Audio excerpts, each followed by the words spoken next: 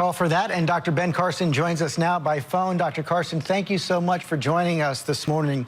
You really showed some flashes of anger this week. In the end, do you think all of these questions are going to really help your campaign?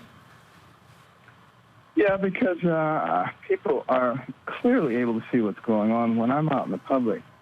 I mean, the number of people who come up and say, don't let them get you down. We got your back. We know what you're talking about. We believe you. And, you look at, for instance, the political hit job this week. I mean, even some of you guys in the media called them out on that. That's pretty bad. Today, the Wall Street Journal comes out and says, we're questioning this psychology course you took. We can't find any evidence of it. I wonder why, with all their investigative abilities, they can't find it. We found it, and we're going to be putting it out. We found the newspaper article in the Yale Daily News. So, I mean, why can we find it and they can't find it? And, of course...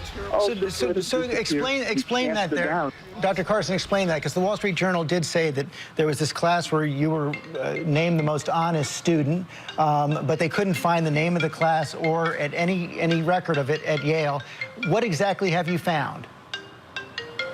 We found the article from the Yale Daily News about the whole scam.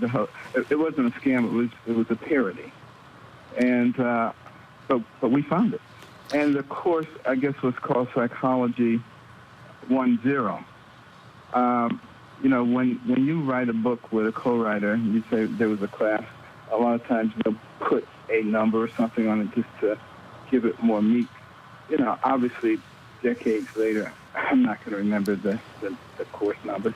It's not just the press who've raised the questions about it. As you know, Donald Trump has put out a series of tweets about you this week saying the story about ROTC in West Point was one of many lies by Ben Carson. He says this is the beginning of the end of your campaign. What's your response? Well, it's been proven that it wasn't a lie. And none of the things are lies. But, what does it say about people who immediately jump on the bandwagon if they hear something bad, rather than waiting and finding out what the truth is? What does it say? Really say about people? Well, let me put it this way. I would not be anxious to have a commander-in-chief who acted that way. Now, there have been a series of questions about the stories you've told about your past, and as you pointed out, you've had explanations for many of them, but there are other cases where they don't match either the public record or the memories of others involved. Is this really all the media's fault, or do you think like what? Give me an example of what you're talking about. Well, for example, when you started out talking about a scholarship to West Point, there are no scholarships to West Point. You went on to clarify the actual situation. Wait a minute, George. Now, go look on the West Point website, and you'll see those specific words, scholarship, full scholarship to West Point. So even though it is given as a grant for anybody who gets in, those words are used. And if a recruiter or somebody who's trying to get you to come there was trying to get you to do that, those are the words that they would use. It's on their very website. So don't say that that was a lie. So I actually didn't call it a lie. I said where it didn't match the public record or the precise memories of others. So that's my question. Do you believe that you will have to get a little more precise in your documenting of your past?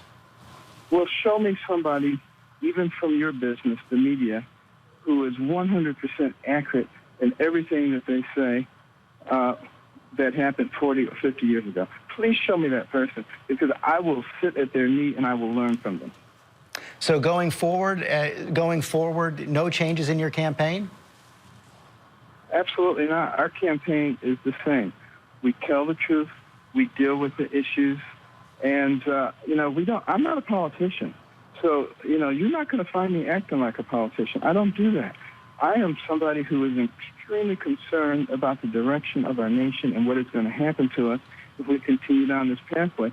And I am very hopeful that the people in your business, the media, will soon recognize the role that they play in helping to restore the American dream.